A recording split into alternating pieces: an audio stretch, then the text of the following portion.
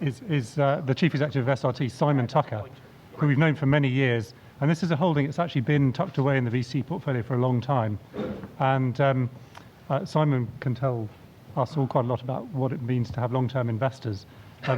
Over this period, Simon's actually completely rethought and re-engineered the business. The initial direction that we set off with Simon didn't work out, but the other half of the business, which was tiny at the beginning, Simon saw an opportunity with. And actually, I think it's reached a very interesting stage, so that's why we wanted to invite him along to come and tell you about it. It's a small holding in the VCTs, but we think it's one with a good deal of potential, and Simon's going to tell us about it. Thank you. Great. Well, thank you for the invite. Good afternoon. So, tell you a little bit about us. We're all about maritime domain awareness. Maritime domain awareness is about understanding vessel movements. And the trend here is that, as with the rest of the world, the maritime world is going digital. In the 40s, we had radar. Today, you have active technologies that enable you to identify vessels. And where we are as a business today, this has created a multi-billion-dollar market that we're addressing. We have built ourselves, over a long period of time, a strategic and defensible position in the market. This doesn't happen overnight when you're in the sorts of markets that we're in. We have geared our business such that we're low overheads, £6 million a year, and we have a very high GP of about 50%. And as the revenue grows, the overhead is not linked to that because we contract that the manufacturing.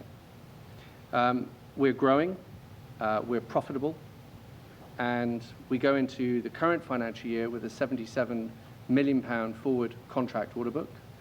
And we have this thing called a validated sales pipeline, which it's all very well for me to talk to you about this billion-dollar market and things, but actually what you're interested in, investors, is which are the contracts that you're likely to sign pretty soon. And there's 14 of those which are valued at about £270 million. So, let's talk about the market. We can segment it when we talk about the marine market. You've got leisure boats, which those of you down in the Solent places will recognize. Well, there's 18 million of those globally, mostly in North America and Europe. There's 8 million commercial boats, of which only 100,000 are over 300 gross tons. The rest are less than that, and about half of them are your tugboats and the other half are fishing boats. One place you don't want to be a fish is the Southeast Asia seas. And then, as a target market, we've also got authorities, so coast guards, port authorities, waterway authorities, navies, fisheries ministries, who have an interest in managing all of this lot for a variety of reasons.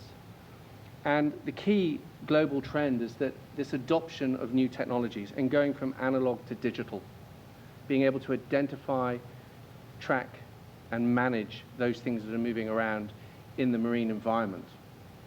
And those new technologies have enabled that, and that is now bringing the demand from the market.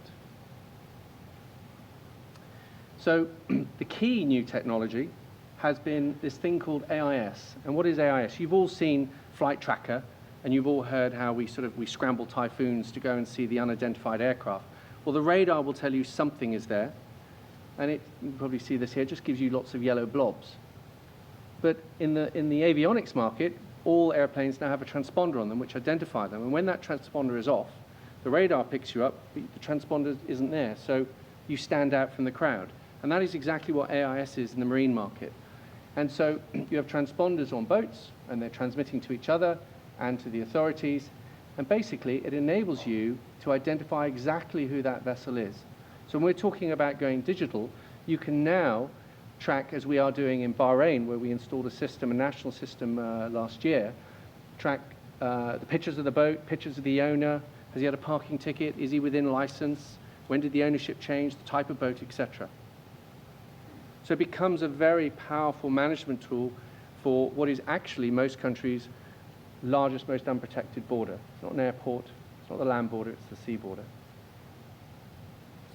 And the key thing about this technology, is I'm not trying to evangelize it to you, is that in 2002, the International Maritime Organization made this an international standard by mandating it on all vessels over 300 tons.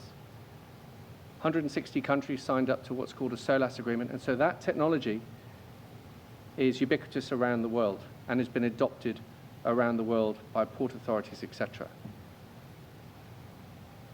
So the drivers for the market that we're addressing are numerous, but really the most important two to think about when you think about our business is security and fisheries. And the reason for that is most of the security threat come from the fishing boats. We've seen in the paper recently about the little argument that's going on in the Middle East between Qatar and all their local friends. So you've got, used to be Iran and the GCC countries, and all the boats that are going around in the Gulf and in the Red Sea are mostly fishing boats. To give you an idea, Saudi Arabia has 70,000 fishing boats. Europe has 40,000. Bahrain has 7,500. UAE has over 20,000. Oman, 40,000. Talking huge numbers. And the Coast Guard wants to make sure that they're tracking the fisheries. The fisheries want to make sure that the fishing boats are fishing when they should be, etc. And those are the drivers why they want to be able to track and identify the fishing boats and monitor and manage them. There are, of course, then additional drivers, search and rescue. Of course, it helps when somebody's in a panic on the radio. I don't know how many people have been in a bad situation in the boat. Help, help, help. I mean, you know, you need to explain where you are. Well, AIS tells you exactly where you are, who you are. Efficiency. All of the major ports around the world now use AIS to track the big ships coming into the port. In Rotterdam, they will know that that ship is owned by Maersk Line, how long it spends in which waterways, at which dock, which tugboats have serviced it, and automatically generate a bill. All using this AIS technology. Leisure, well, it's fun. It's always interesting to see the ship on the horizon. They're using now in fishing competitions to make sure that people are where they should be when they're supposed to be fishing. And ironically, the original driver for AIS, which is safety, tends to be bad news, particularly if you're a Lloyd's name, when two ships collide. And that was the original driver because the shortest distance from London to New York is New York to London, same from whichever way, London to New York, New York to London's the same way, and you meet in the middle and it's bad news. So there's a multiple drivers driving this demand for maritime domain awareness. So what do we do in this market? Well, on the leisure market, we have a range of transponders, which we sell under our own M-Track brand. That business grew at 46% last year. In our forecast that we put forward to the market in the true, having learnt our lesson from the past, we've assumed only 10%. So our strategy here is we will upgrade our forecasts. We then have commercial vessels where we have OEM and module type transponders, which we sell to brands like Raymarine, but brands you probably never heard of like JRC, Coden, Furuno, Transas, which give us access to the large markets. And then we sell, and this is the interesting part to our business now, we sell complete systems. So a year and a half ago, we completed a system in Bahrain where the Bahrain Ministry of Interior came to us and said, we want to track all our boats and control them. Sell us a system. $5.25 million. We signed the contract. We delivered it in 6 months. We're now in negotiations for a second phase to upgrade that, which is $30 million, plus additional data products. And our strategy has been to dominate the AIS technology space. This core technology that has now infused itself in maritime domain, radar and AIS. Now, how have we done that? When we first got into this business, an AIS transponder was the size of 4 shoeboxes. $20,000. That's fine if you're a big ship and Mr. Onassis owns it. So our clever guys down in Somerset have reduced it to that. And that's really clever engineering. I have the nice job of coming to talk to you guys, but the clever people are down in Midsummer Norton of all places. And that is a really amazing piece of engineering. It's a bit like my dad came home years ago with a big suitcase, telephone. My mum said he was an idiot, would never catch on. And then somebody made these bits of communication technology very small. Now we all have iPhones in our pockets and things. And AIS, that has been our role in it, and we dominate the AIS piece, which has got us into the maritime domain market, which is now adopting these systems. Give you a bit of a financial overview. So our revenues over the last 3 years have grown at 14% per annum. Our gross profit last year was 65%, and our cash overhead, £6 million, resulting in a profit of £1.2 million. We are right at the beginning now of the growth and the conversion of our order book and 5 minutes already, and our validated sales pipeline. You can see the split here of our overheads, sales and marketing. We spend about a third of our overheads on R&D. So where's the money going to come from? These are the forecasts that we've put out into the market by our broker, or our broker has put into the market. And there are three elements to the revenue stream. One is our, what we call our OEM and module business, where we sell these to product manufacturers. And we've assumed a low growth rate, but we're expecting much higher than that as a result of greater adoption of AIS in the general market. On our M-Track business, we've assumed only 15% growth in the forecast going forward, yet last year we achieved 46%, and we're hoping to improve on that. More interestingly is our projects business. Over the next 3 years, this area here accounts for about £40 million of the £340 million worth of contracted revenue, which is 77 million, and pending projects where we're at the final stages of negotiation. So in terms of upgrades, we're pretty optimistic, and that's on its way. So this was me with the Minister of Interior, and he's the secret police, and that's the commander of that's the guy not to upset. The Coast Guard here.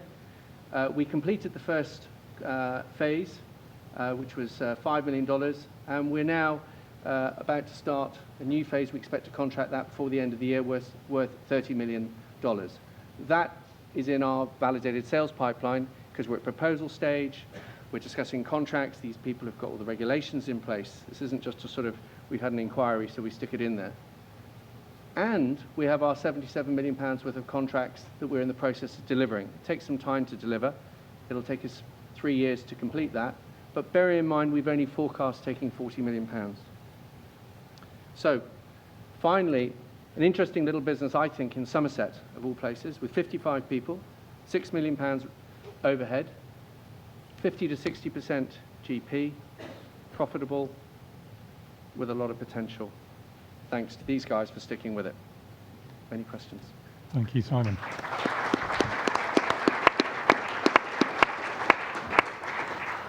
We have a few minutes for questions for Simon, if anyone would like to volunteer a question. Yes, in the middle here. I'll just repeat that question. It's who's the main competition and what have they been doing over the last 12 months? Depends on the market segment, but in the projects, we're now competing with the big system integrator like Raytheon, Airbus, Lockheed Martin. They address a slightly different market. They're trying to sell a system that targets a vessel and sells you a missile with it. Which is their recurring revenue. Our recurring revenue comes from satellite data, so for long-range tracking. And so in our little space, they're trying to have civil vessel management and tracking systems, but the pricing is out to lunch. If I told you our quotation into Oman is about $40 million, and theirs is about $100 million. So actually in our space, we've forged a unique position. That's not to say that they're not now beginning to recognize that this is a big market. We had one more. Yes, last. Do you invoice in dollars currency? Yes, we do. So how much of your growth is in that currency? Last year, about 10% of the growth. But obviously, it swings either way. We don't do any fancy hedging. 10.5 to 11.5 of all currency. Yes, it would. Yes, yes.